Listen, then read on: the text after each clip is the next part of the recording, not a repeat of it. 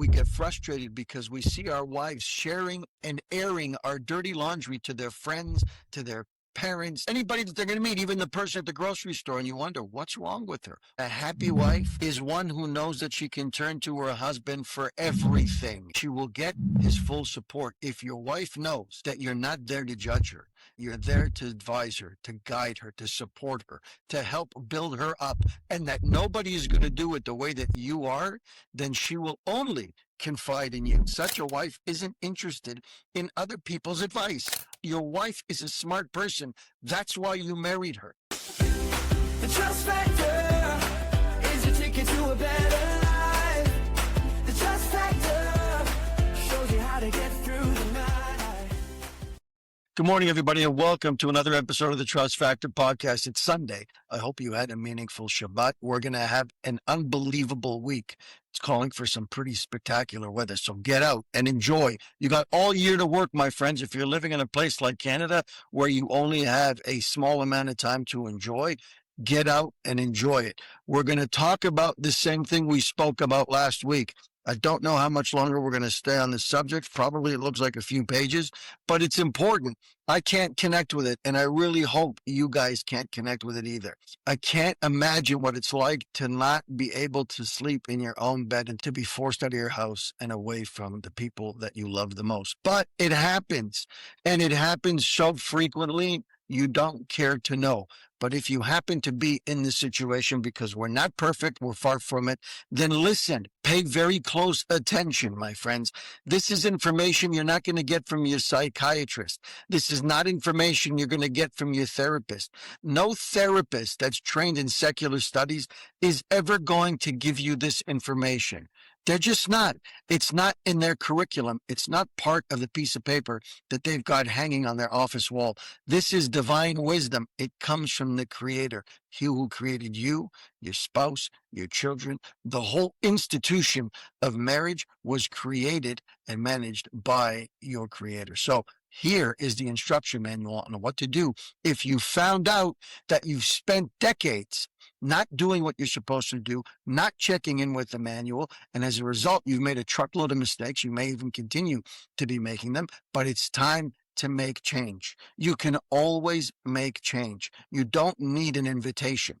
The stars do not have to align in order for you to be able to start back again at zero. How do I know that? Because that is a rule of creation. God, in his love for us, gave us this idea of repentance. Stop, acknowledge 3 times a day that you've done something wrong, and review it in your mind, and then say it out loud. Make it real. Once you've made it real, you've put it out into the ether, you've had that conversation with your Creator, you've felt genuinely bad about what happened, and then you make a commitment, a real commitment, that you're not going to do it again. Even if you fail the next day, we're not talking about tomorrow. We're talking about now, today, this very second. I make a commitment, a firm commitment to myself, to my wife, to my children, to my Creator, that I'm going to make a real change. When you do that, God gives you a clean slate. You get a chance to start over again. So what happens if tomorrow you fail? What happens if tomorrow you drop the ball and you got to start all over again? Then you pick yourself up and you dust yourself off and you start all over again. And you know what happens when you're done feeling bad for yourself? You get another clean slate in the very same department. If he has anything, he has patience, and he will wait, and he will even assist you to behave in the ways that you shouldn't behave. Why? Because you decide what you want to do, and then he will help you get there. If you want to be the worst husband in the world and the worst father in the world, God forbid, he will help you to be that person. And if you want to be a model husband and a model father, and you want to be a model member of your community, he will help you to do that also. It all starts and stops with you in terms of the decision that you're going to make. After you've made the decision, he'll help you get there, so that after 120 years, you've got no complaints. But why, God? Why? Why did you put me in a relationship where I couldn't manage it? You chose not to manage it. Your actions dictated what you wanted to do, and I merely helped you. Why didn't you stop me? No, it's not his job to stop you. It's not his job to turn you into a robot. Where do we see that, in fact? this past week's Torah portion. We talked about Balak and Bilam, two terrorists who came to destroy the Jewish nation. As they left Egypt and they were walking through the desert on the way to Israel, what happened? This guy Balak, who was a king of a nation called Moab, understood that this Israelite nation is on the way. This Jewish nation is now cutting through territories to get to their destination. Those who are starting wars with them, nations, instead of allowing them to pass through, are starting wars with them. And what happens? Israel is forced to fight a defensive war. Sound familiar? It's a story of our lives, isn't it? And as a result of that, Balak hears now he's next. They've destroyed many nations who've tried to stop them. They're not going to be stopped. So let them cut through your land. They're not going to touch anything. They're not going to drink anything. They're not going to do anything. And anything that they take, they will pay for. It says it clearly. And they say, no, we don't like you. We don't want you to pass through our lands. Ultimately, it ends up in war. So Balak goes and hires a prophet, the main guy, the Moses of the other nations, the biggest prophet that existed by the name of Bilam, and hires him to curse out the Jewish nation. This guy is coming to try and do his best to destroy this very nation that God just chose and gave his Torah to. The nation that just heard God speak to them directly. This person, these two people, want to destroy this nation. Balak spends the money, and Bilam comes to do the cursing. What happens in the end? It all works out beautifully. Why? Because a prophet can't say the things that he wants to say. He has to say exactly what God told him to say. Otherwise, he's got real problems. And so in the end, he ends up blessing the Jews instead of cursing the Jews. And we see as a result of that, Balak is rewarded tremendously. How is Balak rewarded? He's supposed to be punished. He's the one who paid the money to curse this nation.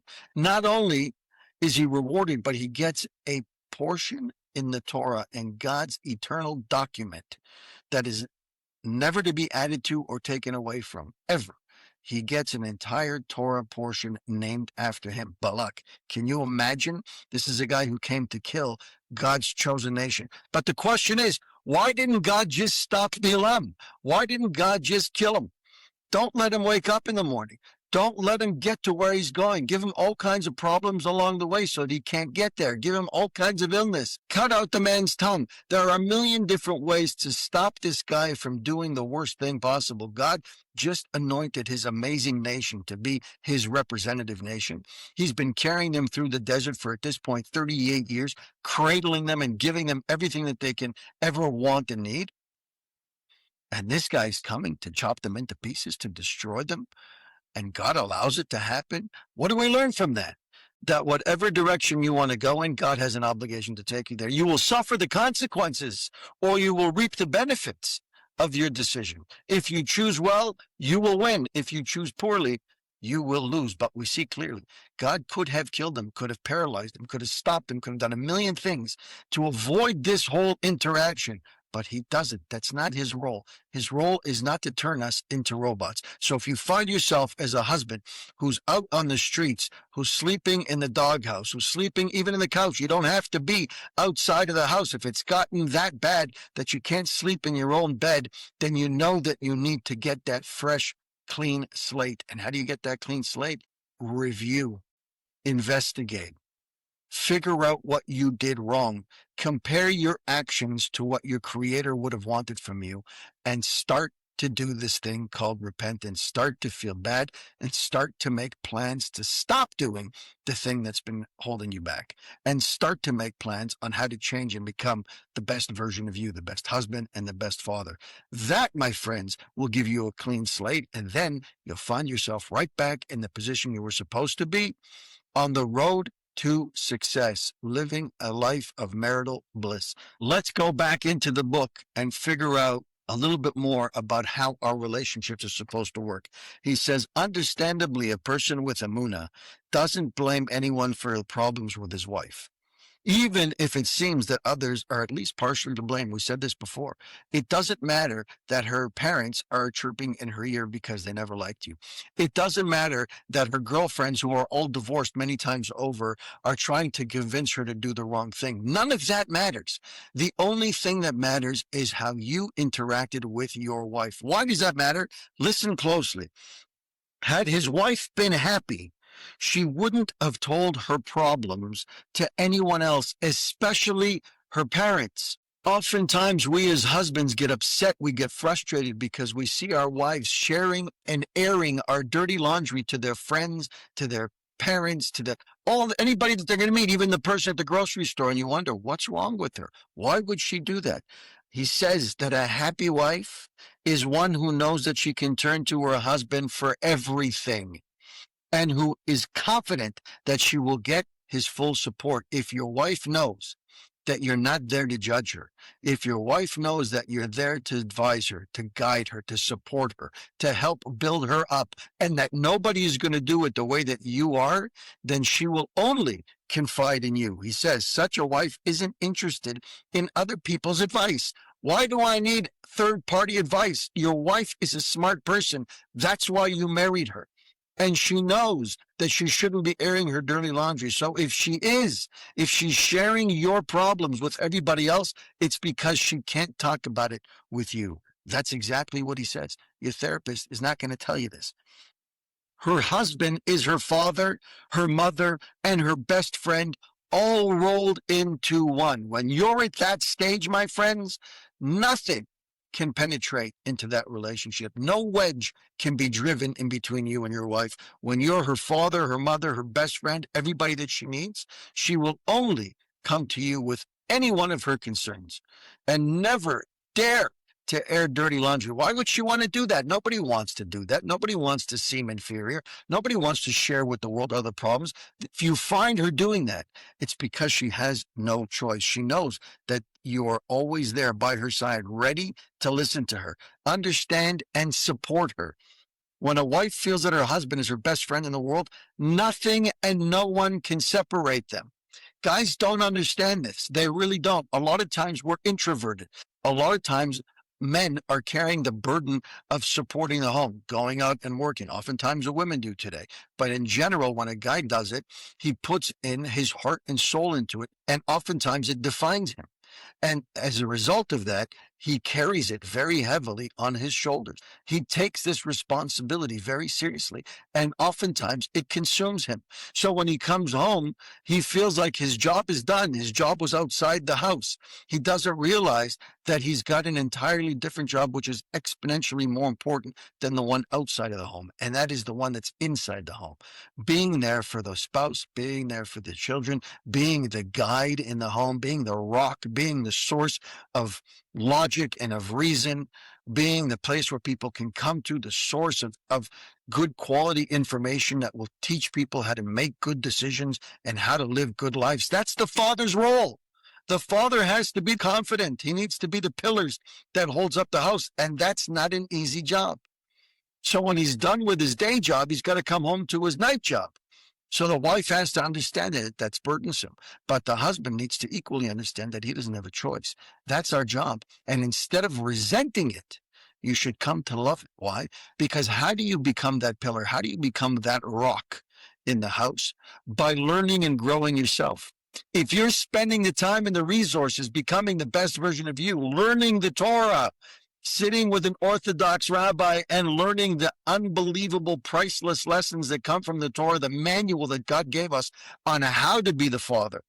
Then you can go home and implement it and share it with your family. You're not expected to pull this out of nowhere. It's not supposed to come out of thin air. It's here for you. Just sit down with somebody who's qualified and learn it. And once you've learned it, then you can give it over to your family. Then you can be that responsible person in your family. If we approach life like this, you live in a utopia. The Torah will enable you to live the best version of your life. This concept of being kicked out of your house, the concept of having to sleep on a couch, it's not even an option. It doesn't even enter your mind or your spouse's mind. It's simply not an option. So let's finish this off. Since we've learned that everything depends on the husband, this is important. Some of our readers might possibly feel depressed and guilty. Talking about the husband over here. This is not our intention, God forbid. Even if you did make many mistakes, depression, despair, anxiety, all of these things, self-persecution, are not the way to improve things. Falling into a state of despair is only going to make things worse. That's not why this is happening. It's the opposite. The way forward is to learn what mistakes you've made and then make a new start and commit to mending your old ways, just like I said a minute ago. That's the key. Stop and assess. And now that you're out and now that you are not there to have that additional responsibility with your spouse and your children, now you have all the time in the world to reflect and to fix the things that you've been doing incorrectly. But you first have to do the assessment and you need to be honest with yourself. And number three, you have to do what I've said to you many times. Shiviti Hashem lenegdi tamid. I always contrast and compare my actions to what my creator wants of me. All you need to do is that. When you've done that, the answers to what you've done wrong will be provided to you along with the solution on how to fix those very same problems. Have an amazing day. Have an amazing week. And we'll touch base again on Tuesday. Thank you for spending time with us on the Trust Factor podcast. If you've heard something today that moved you, save this episode and share it with someone who might need to hear it. Be sure to subscribe so you don't miss upcoming conversations that challenge, empower, and uplift. And if you're on social media, connect with us. Leave your thoughts. Drop a quote that resonated with you. Hashtag the Trust Factor podcast. Until next time, keep growing in your trust and keep living with purpose. I'm Jesse Revivo, and this has been the Trust Factor podcast. Thanks for listening.